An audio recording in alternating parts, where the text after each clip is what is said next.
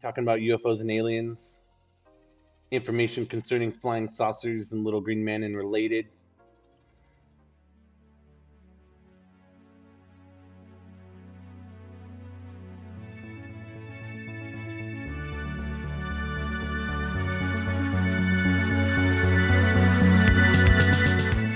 So I haven't been doing ufology for very long, but always since I was very young. Very interested in science fiction, anything and everything. Video games, TV shows, movies, novels, board games. And, if you know anything about science fiction, you probably do. Most people do know a little bit. Almost everyone knows some kind of science fiction and some kind of like fan of something that's probably science fiction. And so all science fiction kind of has, its own like lore. And some of it's similar or shared. A lot of it isn't.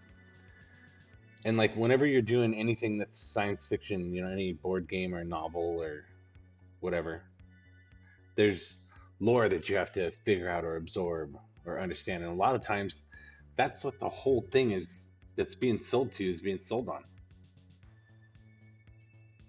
Is the lore, is the cool stuff, the cool science fiction stuff, all the aliens and the starships and the wars and etc.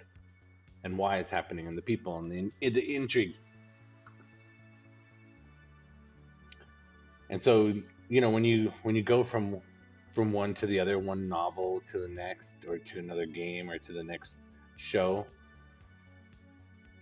that's a lot of what you're doing. Is you're just, figuring out the lore, the canon, and that's always been really fun. And I really love, basically almost anything science fiction related. And of course, then there's the pyramids, the moon. And there's aliens eating humans. And those are some really fun topics for like a young person to ask older adults about. Very uncomfortable even being asked. Any actual discussion is usually pretty fun for some of us, but uncomfortable for most. And there's a lot of ridicule sometimes, but even that's fun. So those are some fun topics to like throw at people, especially as like a young person. But as I've gotten older, it's still fun. It's fun in all sorts of different ways. Different people respond differently. A lot of different categories. Read some Carl Sagan when I was younger, and it was informative. Then there's George Knapp / Bob Lazar / Art Bell. And you'd see basically George Knapp on the, Channel 8 news. And then you could watch more of whatever he was talking about.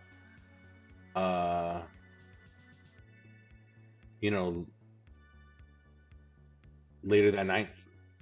And he would then say, hey, tune into Art Bell. And that was easy and super accessible, really mainstream media when you think about it. Stuff when I was a kid, when I was younger. And then even, since then, Ancient Aliens, which I would always watch and not really paying attention to. Really enjoyed watching that stuff, not get too deep into it, kind of fall asleep to it most of the time.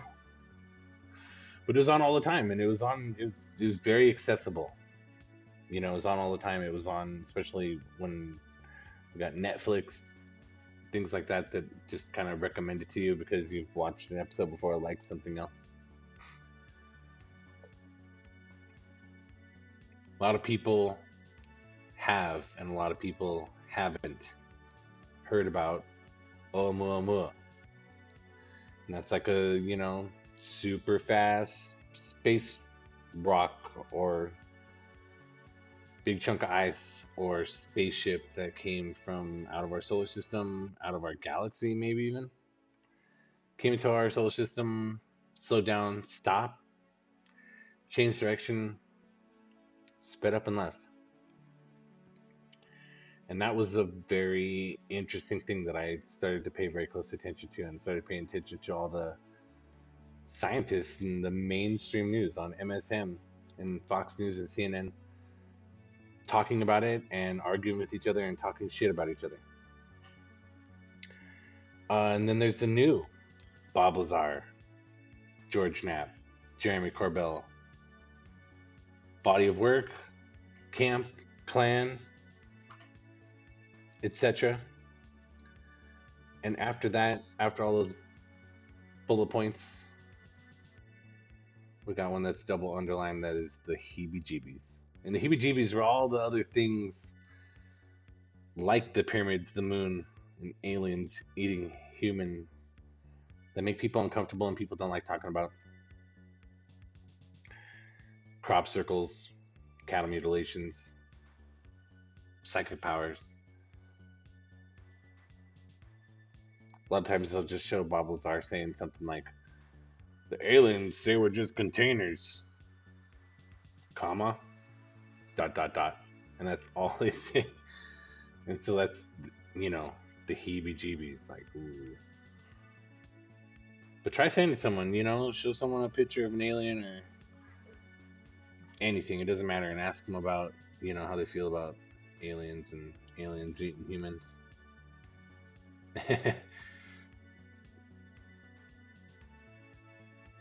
So that's kind of like the run through of a little bit of backstory for Shot Down Mine.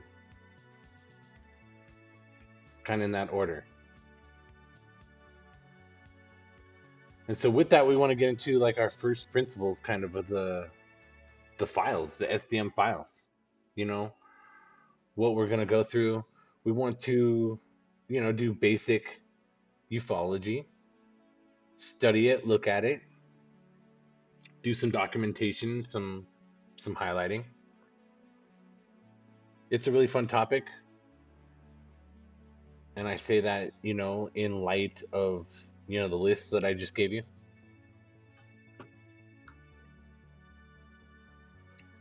Ufology has a syllabus, a canon, a lore, a curriculum.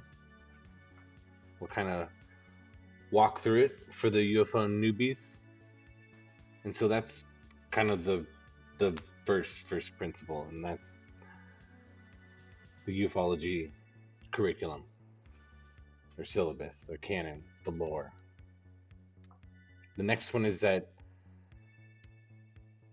the everything is true versus nothing is true kind of paradoxes or arguments. And we can like put everything on this really cool scale. It's like everything this guy says is true. A lot of things he says are true. Some of the things are true. Maybe one thing, maybe very little what he says is true, but there's something. And then nothing he's saying is true. He's fucking making it all up. He's a liar. So like at that scale, we can like rate everything. People say, they'll present this to you, their argument or their straw man or their category will be something like, staying open-minded or suspending disbelief. So like I'm not saying that at all. That's not the second principle. The second principle is that we're interested in flying saucers and little green men and related. And the third one I have here is, we're searching out, we're paying attention to, highlighting the canon virtues of ufology, the truths, the things that the lore is presenting and both revealing and hiding.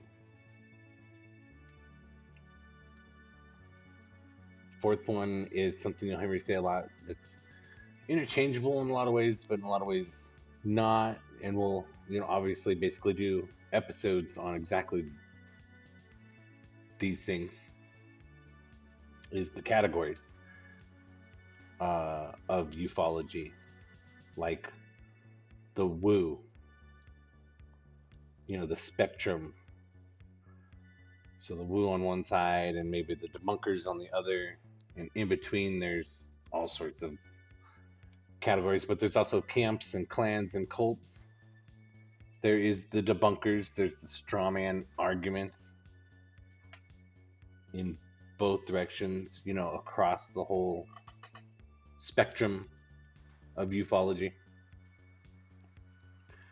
So that's kind of the fourth principle, is looking at those, paying attention to the categories, the camps, the clans. And, for me, I think it's really fun how they kind of how they overlap, how they interact, how they intersect.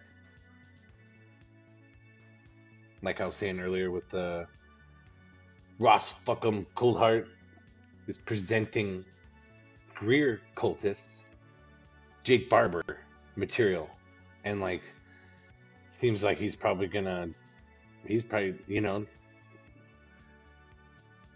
for what he's done over the last year or two, now he's gonna go through the Greer stuff and bring, you know. And there's also, on that scale and in those categories, or one of those categories, is the debunkers, who are, a whole bunch of different flavors amongst themselves, and a major and important part of ufology.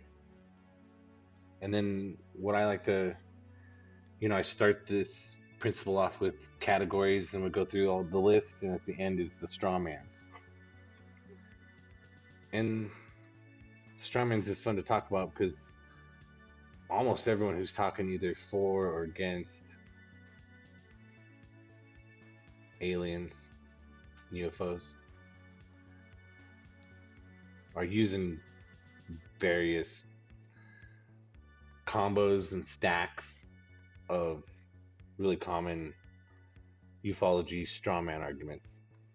And those are fun to kind of go through and talk about. So that whole list is, the first is the fourth kind of bullet point there in the first principles. And then the last one that I have here for our first episode for the introduction is the terminology. And by that, I mean, it's we can shotgun a lot of stuff, see what sticks, and later when we kind of try and get into the deets later, at least the terminology will be less, unfamiliar. But then on the surface level, there's stuff like UFOs and aliens versus UAPs and NHI.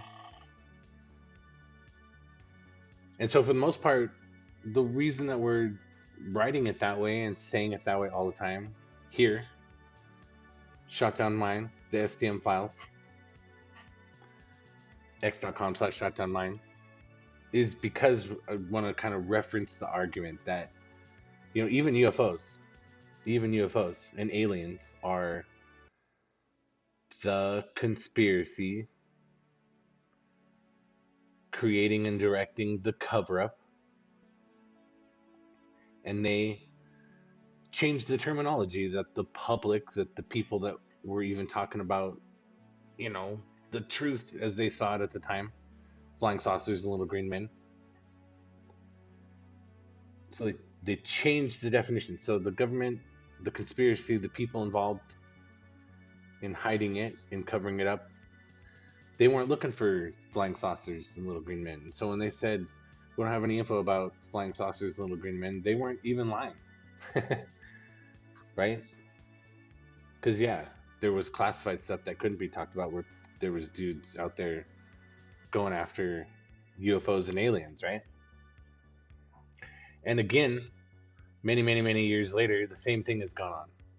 The conspiracy has updated the cover-up, which is now much more vast and sophisticated and layered and mysterious. They've updated the cover-up again in very recently, really in 2023. But since 2017, right? 2017 to now has been really the conspiracy updating the cover-up, doing a complete modernization. And so when I'm saying UFOs and aliens and arguing with people over UAPs and NHI is I just want to reference all of that because here we are again repeating that cycle of the conspiracy that UFO, ufology teaches about updating itself once again in really the exact same manner that it's done a couple times so far. And then there's a lot of et ceteras to that, a lot of terminology that we could go over.